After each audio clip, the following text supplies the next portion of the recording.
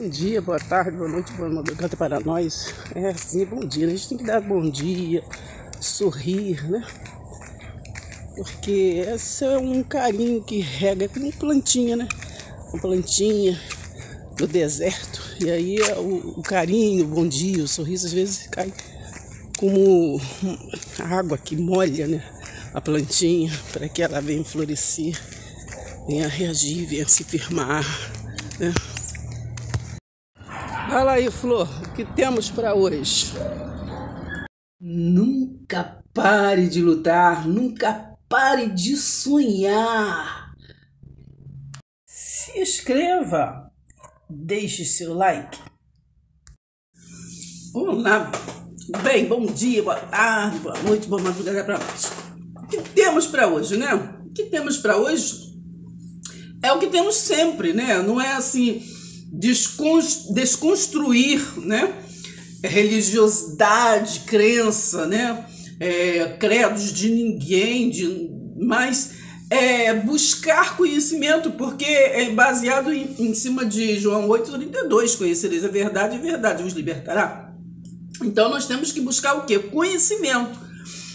Então tudo, a base é buscar conhecimento.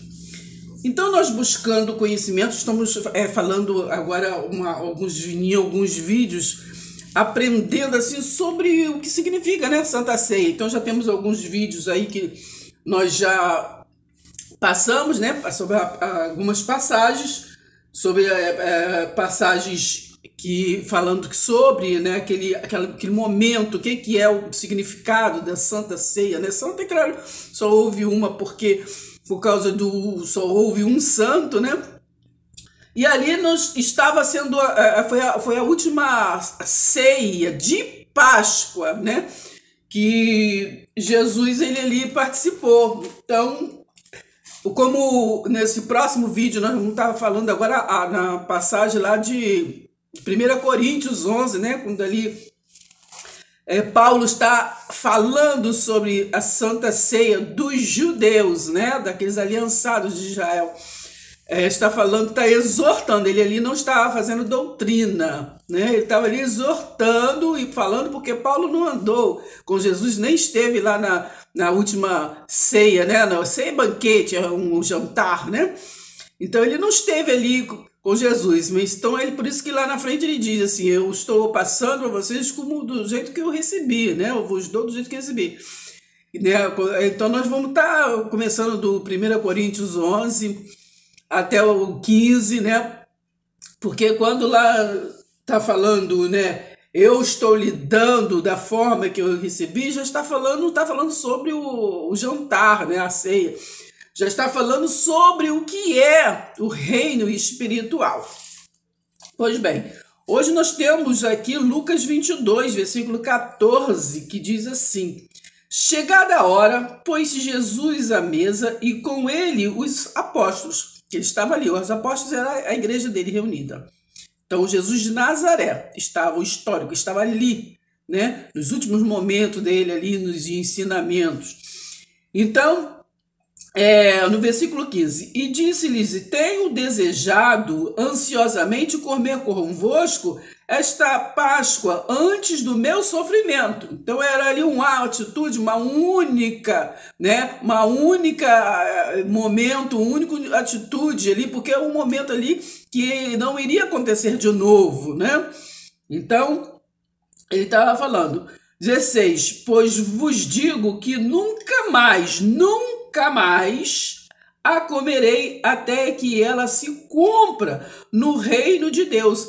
Que ali era uma preparação, né, do Jesus físico ali para o Jesus Cristo, né, aquele que iria trazer a nova aliança. Que aliança de quem? A nova vivo caminho, a nova aliança do reino espiritual.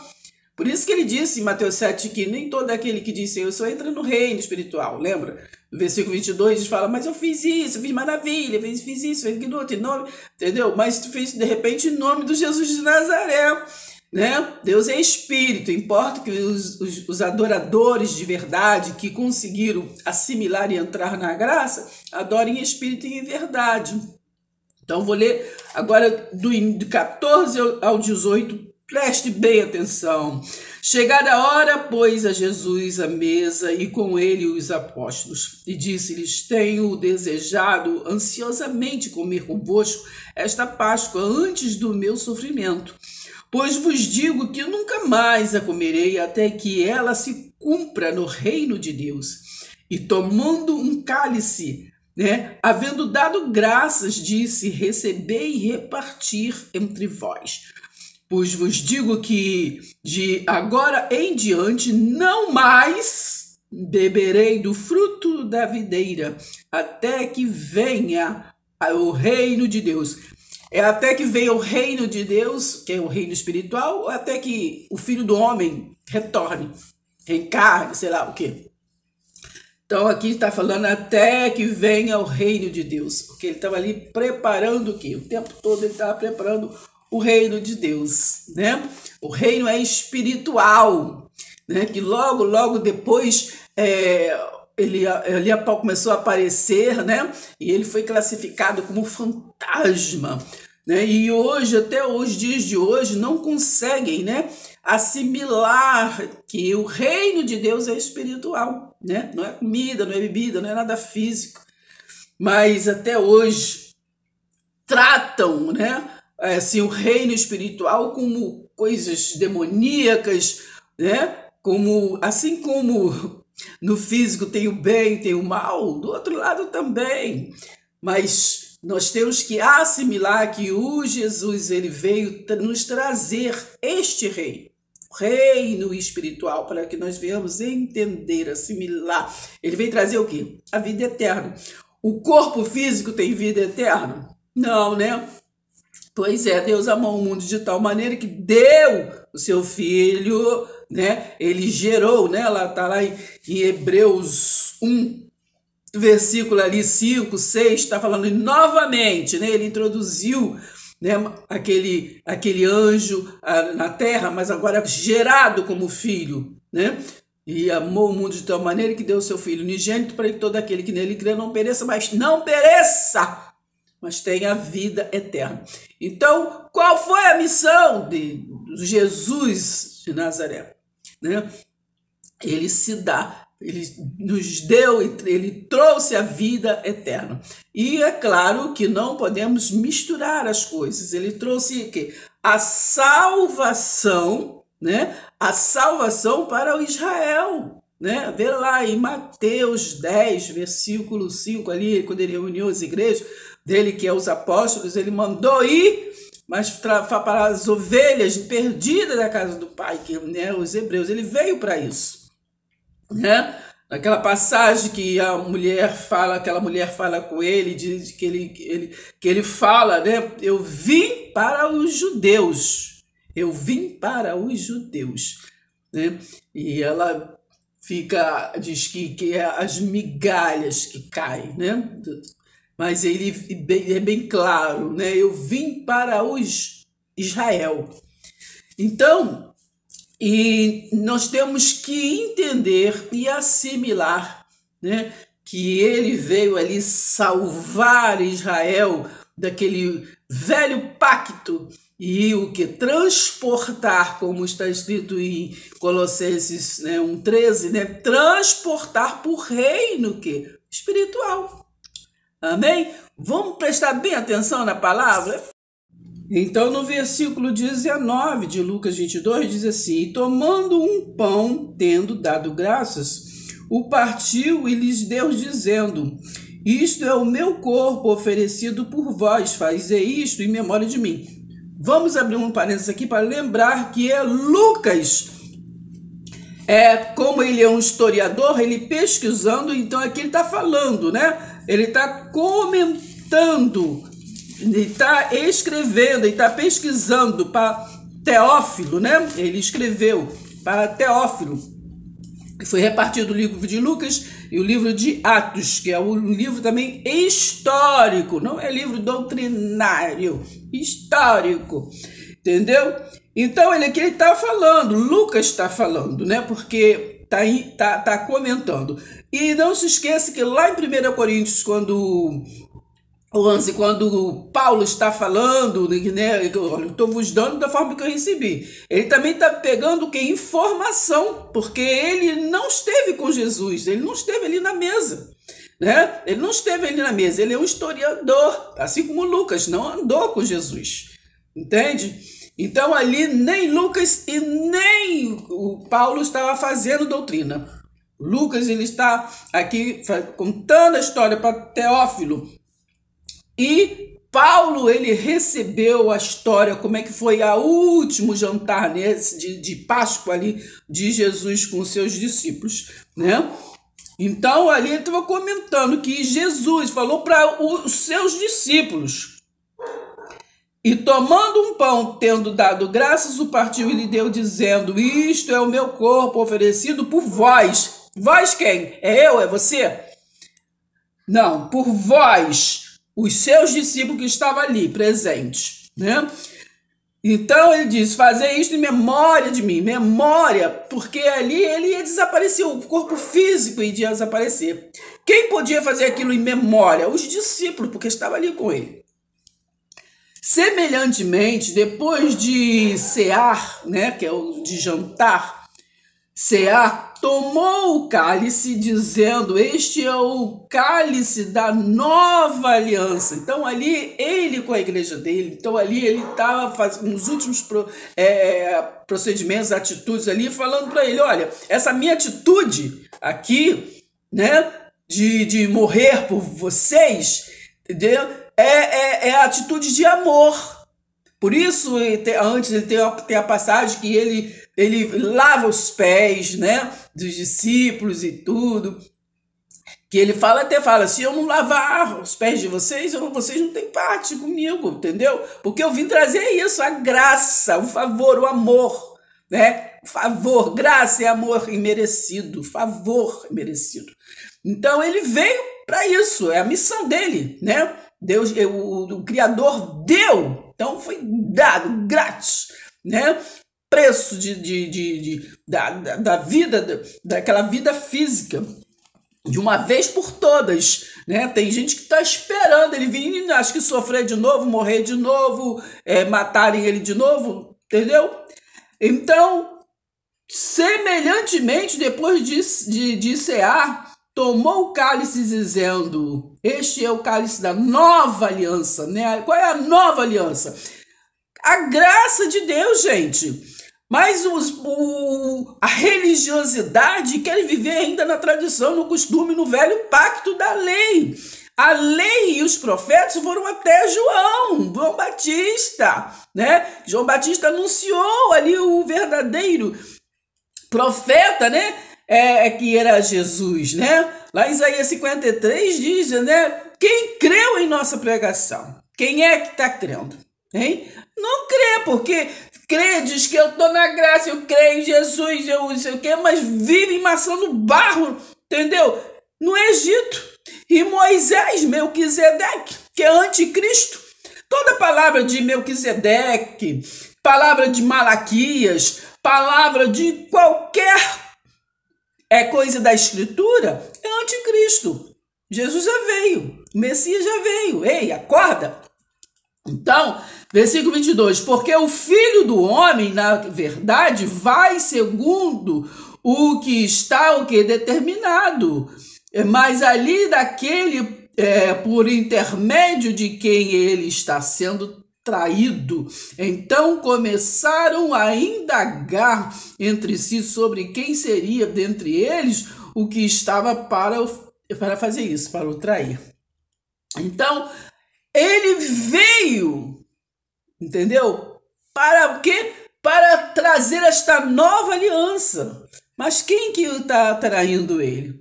Aquele que não aceita a nova aliança, aquele que não vive a nova aliança no falar, né? E na prática.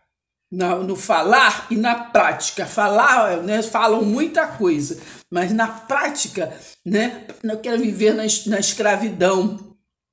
E induzem outros a viver ainda na escravidão. Então, quem Jesus libertou? Romanos 8 diz que ele, né, que não há condenação, né, mas a religiosidade continua condenando, continua sendo juiz, julgando, excluindo, desprezando, né? Sendo sobre a palavra e não sob a palavra da verdade. Então começaram a indagar, né? Porque assim, um olhando para o outro, não, que cada um quer ser melhor, quer ser santo, e sempre olhando para o outro, é sempre o outro. Nós vemos hoje em dia, então, na rede social, então é uma imundície de brigas de egos, de vaidade, né? Porque eu que sei, eu que não sei o que, fulano tá falando isso, pô, sabe? Lá 2 Timóteo 4 diz que pregue a palavra, entendeu? Insista, fala em tempo e fora de tempo, se sabe. Não é ficarem brigando um com o outro, isso, aquilo, cada um pregue. E as pessoas, o que ouvem, vão estar assimilando, né? Se é a palavra de Deus, é a discernimento do Espírito. Então, pregue a palavra. Quer queiram, quer não, insista. Mas a palavra verdadeira, não a palavra de tradição, de costume, né? De cultura, de épocas, né? De épocas, viver uma palavra que era para Israel, uma palavra que não é para você. Entende? Então, vamos entender, né, que a palavra foi para Israel, endereçada nas Escrituras. Depois, né, Paulo, né, foi assim a 7ª dimensão, 3ª, não sei, e espírito, para poder trazer para nós revelação, né? A revelação do que já tinha sido revelado, que é o Jesus. Jesus foi a revelação, né? O verbo habitou entre nós, se revelou, né? Quando eu falo nós, eu estou falando do quê? Do humano, como físico, né? Mas foram os judeus lá. Ele habitou ali na sua nação de Israel. Mas então nós temos que assimilar e entender. Então, através da palavra, né, que Paulo trouxe ali para aqueles que iriam ser transformados, sair da circuncisão, né, sair daquela cultura, daquele ensinamento da circuncisão para entrar no novo e vivo caminho. Vocês leiam lá em Gálatas 2 o tempo todo ali, né, Paulo falando Paulo ali falando com Pedro, né, sobre essa situação, não é verdade? Então vamos assimilar e entender e viver e entrar, prosseguir para o alvo é isso, é entender e viver o novo e vivo caminho. E nós vamos estar para frente falando mais sobre estas passagens. Então, para terminar, nós vamos estar lendo aqui rapidamente, né? Aqui em Lucas 24, porque fala: suscitaram também entre si uma discussão sobre qual deles parecia ser o maior. Mas Jesus lhes disse: os reis que exercem autoridade são chamados benfeitores, mas vós não sois assim. Pelo contrário, o maior entre vós seja como o menor, e aquele que dirige seja como o que serve, né?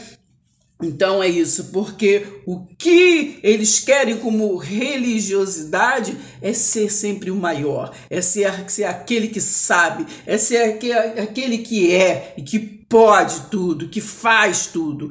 Então nós temos que lembrar que a palavra, né, não é Paulo e não é Apolo. Um planta, outro pode regar, mas sempre vem do alto, né? Vem do alto todo galardão, né? Toda edificação, todo consolo ali é concluído no Espírito e não em lugar algum, né? Não existe lugares específicos, mas a palavra de Deus diz que o reino de Deus está dentro de vós. Está dentro de vós. Quando Jesus disse: fazei isto em memória de mim, o Jesus de Nazaré, né?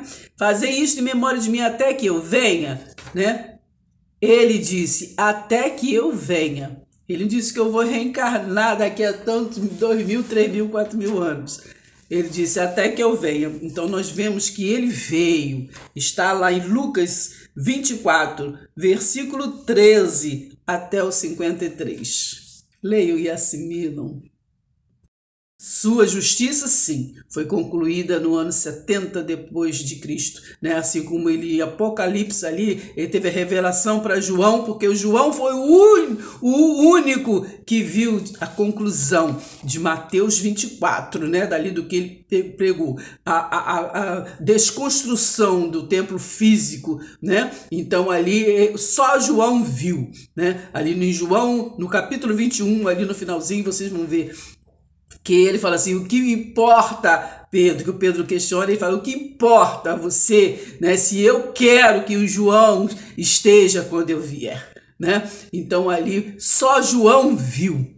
Então nós temos que entender, quando fala que João viu, olha o verbo, ele viu, João não vai ver, João não está vivo, então ele viu, João viu. A conclusão, né, que foi ali a desconstrução do templo de pedra, da casa do tesouro, e agora, né, e ali Romanos 5, né, a Romanos 5, agora é pela fé. Nós somos, eles eram justificados pela fé, que aquele profeta realmente era o Filho de Deus. Então fique com esta palavra e vamos assimilar, vamos entender, porque o Espírito de Deus, ele é Espírito e ele nos conduz em triunfo para nós crescermos na graça e no conhecimento da sua palavra, verdade, de verdade em verdade.